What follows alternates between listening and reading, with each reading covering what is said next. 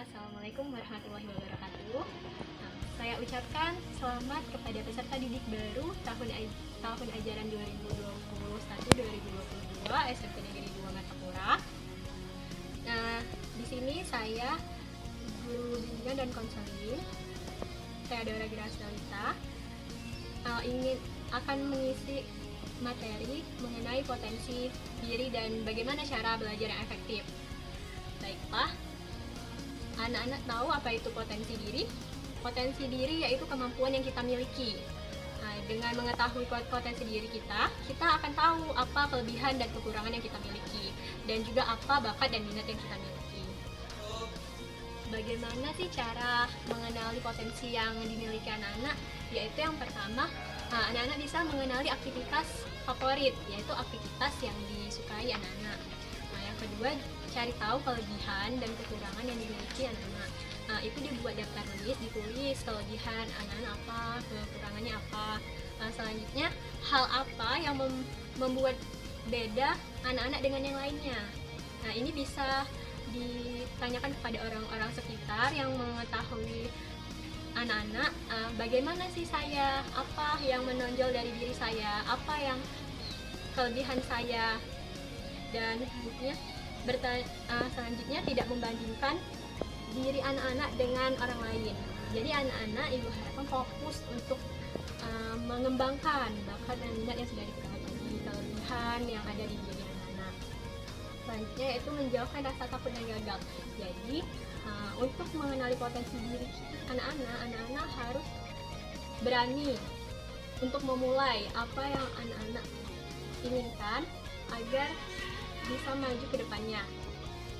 Baiklah, materi selanjutnya di pengenalan lingkungan sekolah di SMP Negeri 2 Martapura ini yaitu bagaimana cara belajar yang efektif. Sebelum masuk bagaimana cara belajar efektif, apa itu belajar efektif?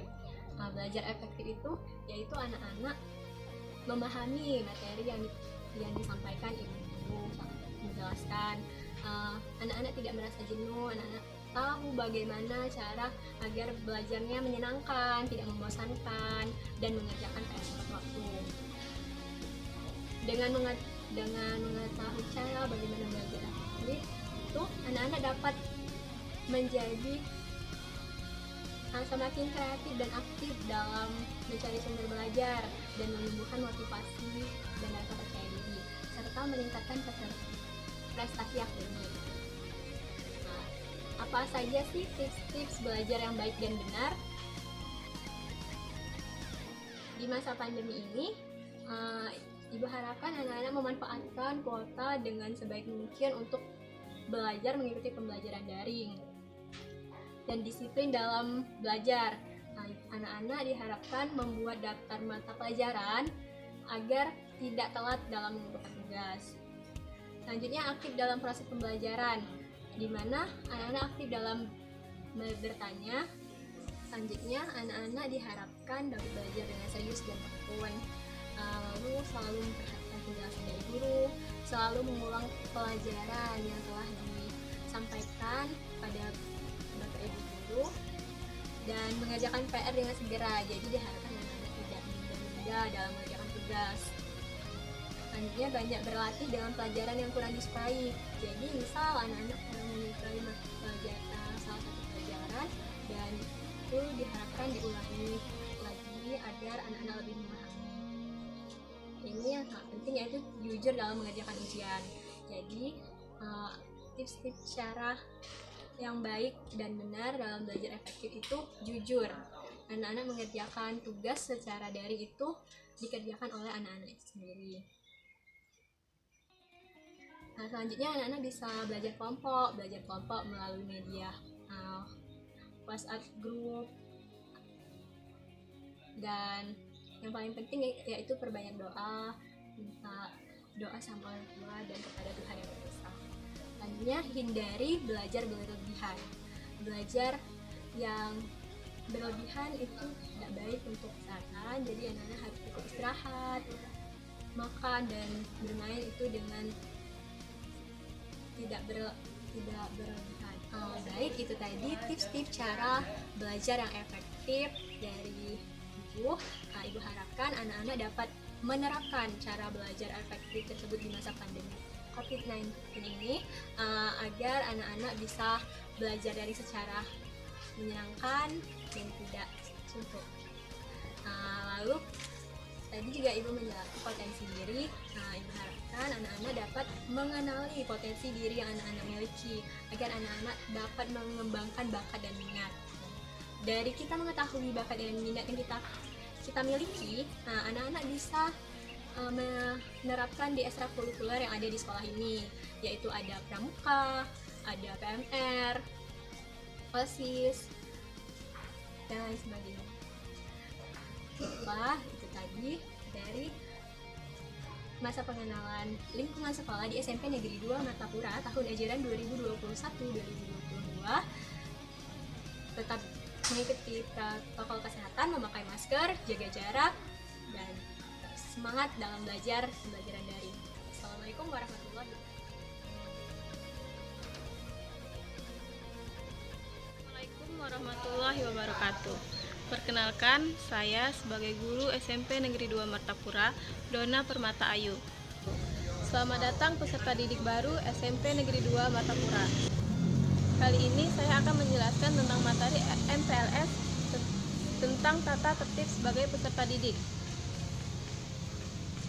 Maksud dari tata tertib adalah terciptanya suasana kehidupan siswa yang tertib, sopan, sehingga siswa menjadi yang berkepribadian luhur, bertakwa kepada Tuhan Yang Maha Esa untuk mendapatkan kepandaian, kecerdasan, dan keterampilan. Sekarang saya akan menyampaikan apa saja tata tertib yang ada di SMP Negeri 2 Martapura. Yang pertama, tata tertib siswa di sekolah. 1. Siswa menghormati dan taat terhadap kepala sekolah, bapak atau ibu guru, staf tata usaha, dan karyawan lainnya. Yang kedua, siswa datang di sekolah selambat-lambatnya 15 menit sebelum pelajaran dimulai. Yang ketiga, siswa masuk sekolah pukul 7 sampai dengan selesai. Yang keempat, siswa wajib lapor terlebih dahulu kepada guru piket jika datang terlambat, tidak dapat mengikuti jam-jam pelajaran karena sakit atau panggilan orang tua yang dibuktikan dengan surat orang tua atau wali murid. Yang kelima, siswa yang terlambat tidak dibenarkan diri mengikuti pelajaran tanpa seizin guru, piket, atau kepala sekolah. Yang keenam, siswa yang tidak dapat masuk sekolah karena sakit atau suatu hal harus ada surat pemberitahuan ke sekolah dari orang tua atau wali murid. Yang ketujuh, siswa tidak sekolah lebih dari 3 hari karena sakit. Pemberitahuan sekolah harus dilampiri dengan surat keterangan dokter. Yang ke-8, siswa yang tidak masuk sekolah tanpa alasan selama 6 hari berturut-turut atau tidak masuk sekolah sejumlah 10 hari tanpa alasan, siswa tersebut dinyatakan mengundurkan diri. Yang ke-11, siswa yang meninggalkan jam-jam pelajaran tanpa seizin guru atau guru piket atau wali kelas, siswa tersebut akan dikenakan sanksi. Piket kelas harus datang selambat-lambatnya 15 menit sebelum pelajaran dimulai. Selanjutnya, semua siswa wajib memelihara kebersihan, keindahan kelas, dan lingkungan sekolah. Yang selanjutnya, piket kelas bertugas membersihkan dan membereskan, menjaga kebersihan dan ketertiban kelas selama di lingkungan sekolah. Siswa wajib memelihara ketertiban, ketenangan, keamanan kelas, dan lingkungan sekolah sesuai dengan maksud ketahanan sekolah. Para siswa yang membawa sepeda menyimpan sepedanya di tempat yang telah ditentukan dan dikunci ganda. Jika terdapat kerusakan atau kehilangan, bukan tanggung jawab sekolah. Ke-15, para siswa diharuskan pembacaan doa bersama pada awal dan akhir pembelajaran. Ke-16, semua siswa wajib mengikuti upacara penaikan bendera pada yang pertama hari Senin pagi dan yang kedua hari-hari nasional. Yang ke-17, siswa tidak dibenarkan membawa makanan ataupun minuman di dalam kelas. Yang ke-18, siswa tidak dibenarkan berada di luar kelas sewaktu pembelajaran berlangsung. Tata tertib yang selanjutnya yaitu tata tertib pemakaian seragam sekolah. Pakaian seragam sekolah, siswa berpakaian sederhana, rapi, sopan, dan bersih. Ke-15, para siswa diharuskan pembacaan doa bersama pada awal dan akhir pembelajaran. Ke-16, semua siswa wajib mengikuti upacara penaikan bendera pada yang pertama hari Senin pagi dan yang kedua hari-hari nasional. Yang ke-17, siswa tidak dibenarkan membawa makanan ataupun minuman di dalam kelas.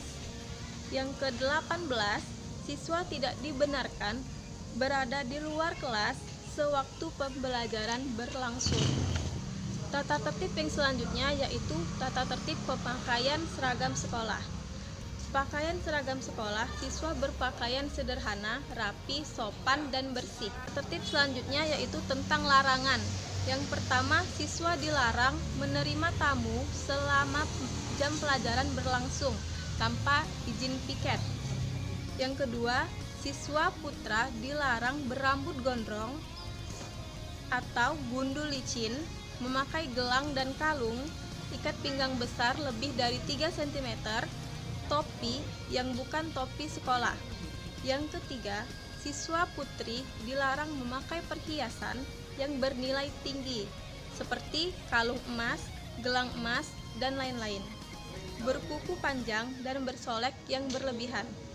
Yang keempat, siswa dilarang membawa, menyimpan, mengedarkan barang terlarang, buku-buku, gambar, kaset, dan media lainnya yang tidak ada kaitannya dengan pembelajaran sekolah. Yang kelima, siswa dilarang mencoret-coret tembok, meja, kursi, buku, pakaian, dan lainnya yang memabukkan.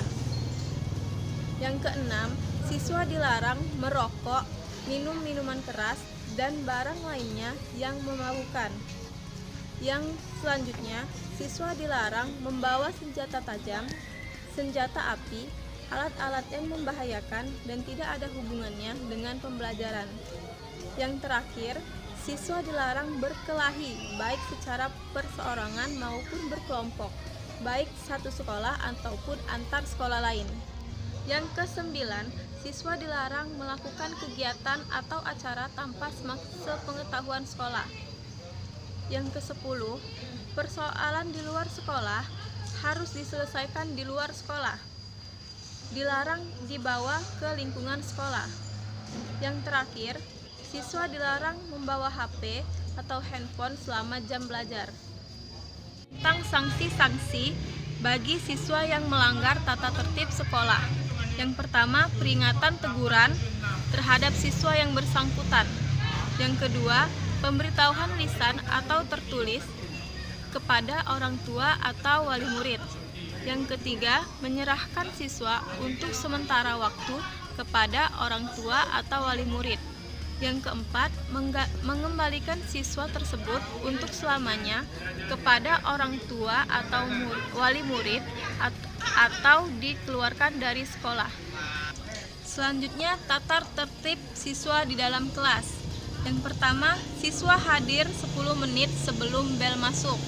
Yang kedua, siswa masuk di kelas dalam keadaan tertib. Yang ketiga, sebelum jam pelajaran dimulai, bagi absen oleh ketua kelas. Yang keempat, siswa kelas menulis daftar agenda harian.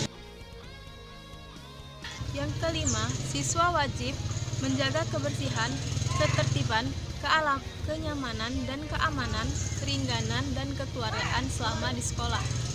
Yang ke-7, siswa wajib menjaga norma kesopanan di antara siswa dan guru, tata usaha dan karyawan.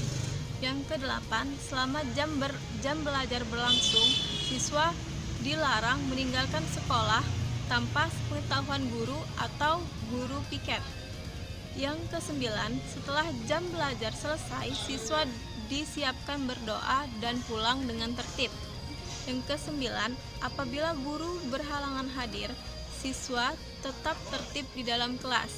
Yang kesepuluh, apabila guru berhalangan hadir, siswa tetap tertib dan piket kelas menghubungi guru yang meminta tugas pengganti.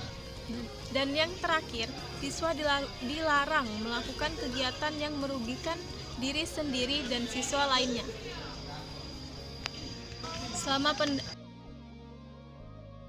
Selama pandemi, kita diwajibkan untuk belajar di rumah. Sekarang, saya akan membacakan tata tertib belajar dari rumah. Yang pertama, siswa berkomunikasi dengan sopan di media sosial. Yang kedua, memahami setiap aturan di dalam pembelajaran yang diberikan oleh Bapak, Ibu guru, dan radio yang berkaitan dengan pembelajaran jarak jauh sesuai dengan jadwal yang sudah ditentukan. Yang ketiga, siswa wajib mengumpulkan hasil pembelajaran jarak jauh. Yang keempat, siswa wajib memperhatikan waktu pengumpulan hasil belajar jarak jauh yang sudah ditentukan. Yang kelima, siswa wajib berkomunikasi dengan wali kelas dan guru pengajar. Yang ketujuh, siswa bertanggung jawab terhadap pemeliharaan buku-buku sekolah yang dipinjamkan. Dan yang terakhir, siswa yang sakit ketika belajar dari rumah melapor kepada wali kelas atau guru BK. Sekian materi yang saya sampaikan, saya ucapkan terima kasih.